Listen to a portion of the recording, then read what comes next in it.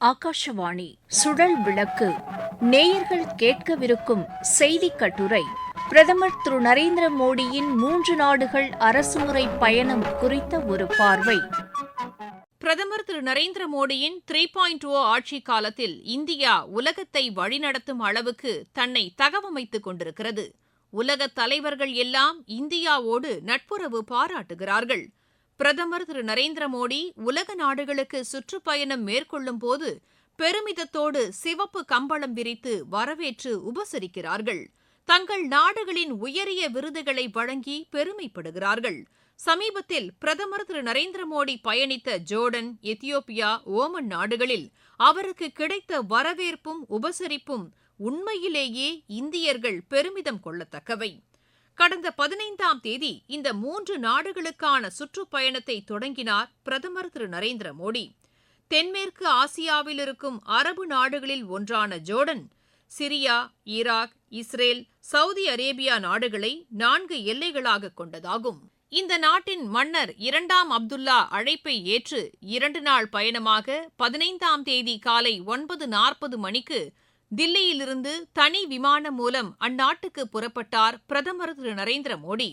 37 ஆண்டுகளுக்கு பிறகு இந்திய பிரதமர் ஒருவர் ஜோர்டனுக்கு மேற்கொள்ளும் பயணம் இதுவாகும். இரு நாடுகளுக்கிடையேயான தூதரக உறவுகளின் 75 ஆண்டுகால நிறைவை இப்பயணம் பெருமிதத்தோடு நினைவூட்டுகிறது. ஜோர்டன் தலைநகர் அம்மானில் தனி விமானத்தில் வந்திறங்கிய பிரதமரை அந்நாட்டு பிரதமர் ஜாஃபர் ஹசன் விமான நிலையத்திற்கே வந்து வரவேற்றார். மேலும் விமான நிலையத்தில் அணிவகுப்பு மரியாதையும் சிவப்பு கம்பள வரவேற்பும் பிரதமருக்கு அளிக்கப்பட்டது. வரவேற்பு நிகழ்ச்சியை முடித்துக் கொண்டு நட்சத்திர விடுதிக்கு சென்ற பிரதமரை இந்திய வம்சாவளியினர் நிறைந்து கூடி உற்சாகத்துடன் வரவேற்றார்கள். பிறகு ஜோர்டன் மன்னர் 2ஆம் அப்துல்லா தனது அரண்மனையில் பிரதமருக்கு முறைப்படியான வரவேற்பை அளித்தார். இந்தியா ஜோர்டன் இடையிலான உறவை வலுப்படுத்துவது மற்றும் பிராந்திய பிரச்சினைகள் குறித்து இந்திய பிரதமரும் ஜோர்டன் மன்னரும் விவாதித்தார்கள். எனது ஜோர்டன் பயணம் இரு நாடுகளுக்கிடையிலான உறவுகளை மேலும் வலுப்படுத்தும். பயங்கரவாதத்திற்கு எதிராக ஜோர்டன் தெளிவான நிலைப்பாடு கொண்டுள்ளது. காசா பிரச்சினையில் ஆரம்பம் முதலே ஜோர்டன் சுறுசுறுப்பாக பங்களித்து வருகிறது. இப்பகுதியில் அமைதியும் ஸ்திரத்தன்மையும் நிலவும் என்று நம்புகிறோம். பயங்கரவாதத்திற்கு எதிரான ஜோர்டனின் நிலைப்பாடு மனித குலத்திற்கு வலுவான செய்தியை அனுப்பியுள்ளது என்று பாராட்டு தெரிவித்தார் பிரதமர். பிரதமர் திரு நரேந்திர மோடியின் வருகை இரு நாடுகளுக்கிடையிலான பல ஆண்டுகால நட்பையும் பரஸ்பர மரியாதையையும் பிரதிபலிக்கிறது. இந்தியாவும் ஜோர்டனும் வலுவான கூட்டாண்மை கொண்டிருக்கின்றன. தொழில், விவசாயம், எரிசக்தி உள்ளிட்ட பல துறைகளில் பொருளாதார உறவுகளை வலுப்படுத்த முடியும் என்றார் ஜோர்டன் மன்னர் 2ஆம் அப்துல்லா.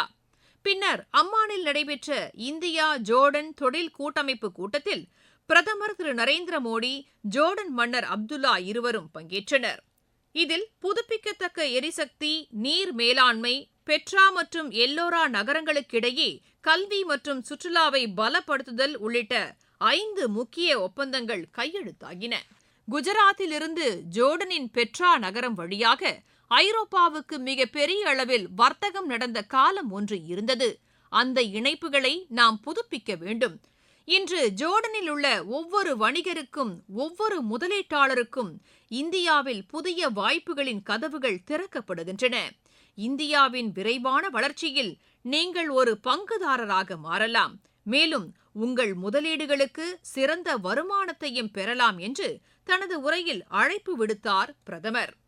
முன்னதாக இந்தியா ஜோர்டன் இடையே புதுப்பிக்கத்தக்க எரிசக்தி துறையில் தொழில்நுட்ப ஒத்துழைப்புக்கான புரிந்துணர்வு ஒப்பந்தம், நீர்வள மேலாண்மை மற்றும் மேம்பாட்டுத் துறையில் ஒத்துழைப்புக்கான புரிந்துணர்வு ஒப்பந்தம், பெட்ரா மற்றும் எல்லோரா இடையே இரட்டை நகர ஒப்பந்தம், 2025 முதல் 2029 வரையிலான ஆண்டுகளுக்கான கலாச்சார பரிமாற்ற திட்டத்தை புதுப்பித்தல், டிஜிட்டல் மாற்றத்திற்காக வெற்றிகரமான டிஜிட்டல் தீர்வுகளை பகிர்ந்து கொள்வது தொடர்பான ஒத்துழைப்பு ஆகிய 5 ஒப்பந்தங்கள் கையெழுத்தாகின.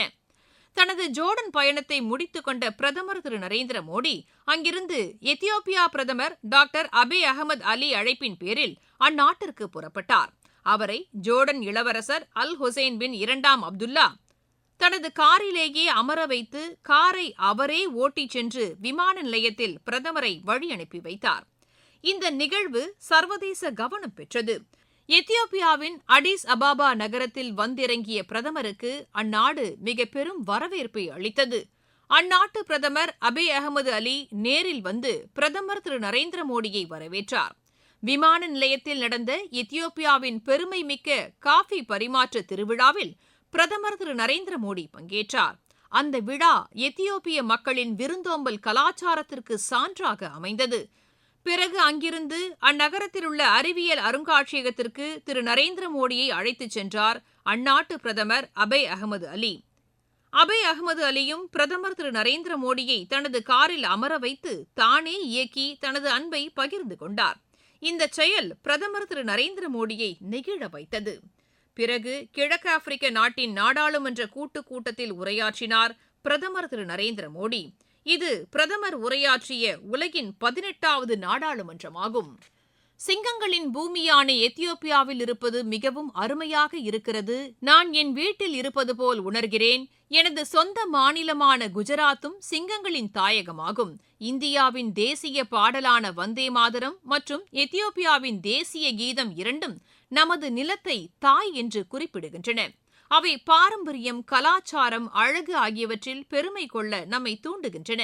மேலும் தாயகத்தை பாதுகாக்கின்றன.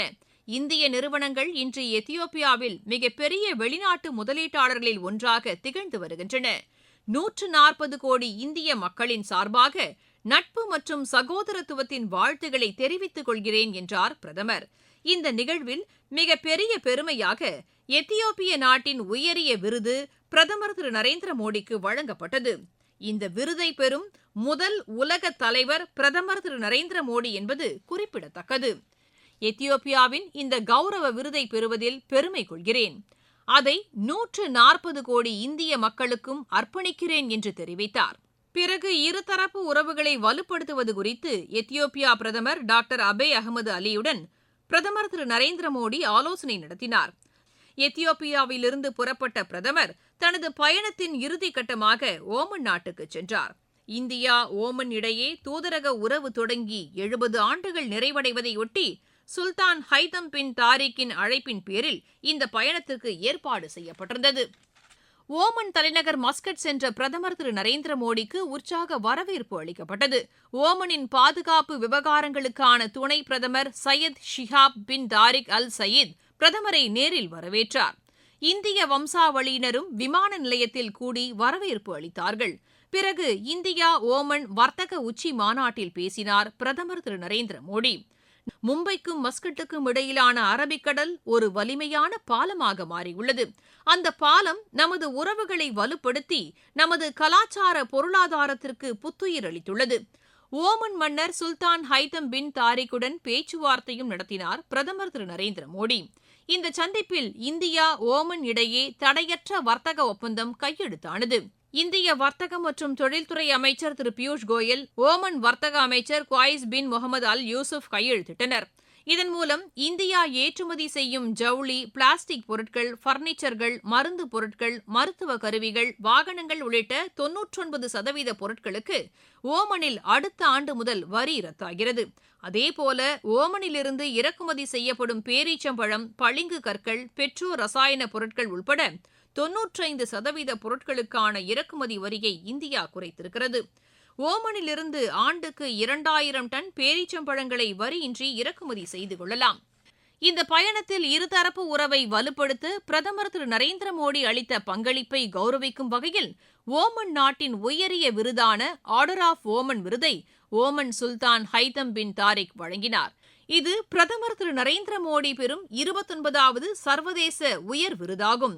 தனது 3 நாடுகள் அரசுமுறை பயணத்தை ஓமன் நாட்டில் நிறைவு செய்த பிரதமரை ஓமன் சுல்தானின் சகோதரரும் துணை பிரதமருமான சையத் ஷிஹாப் பின் தாரிக் அல் சயீத் கைகூப்பி வணக்கம் தெரிவித்து வழி அனுப்பி வைத்தார். பிரதமரின் இந்த 3 நாடுகள் சுற்றுப்பயணம் இந்தியர்களுக்கு மிகவும் நெகிழத்தக்க அனுபவங்களை தந்தது உண்மை. நேயர்கள் இதுவரை கேட்ட செய்தி கட்டுரை பிரதமர் திரு நரேந்திர மோடியின் 3 நாடுகள் அரசுமுறை பயணம் குறித்த ஒரு பார்வை. எழுதியவர் என். ஹேமாவதி. வாசித்தவர் சுமித்ரா ரத்னம்.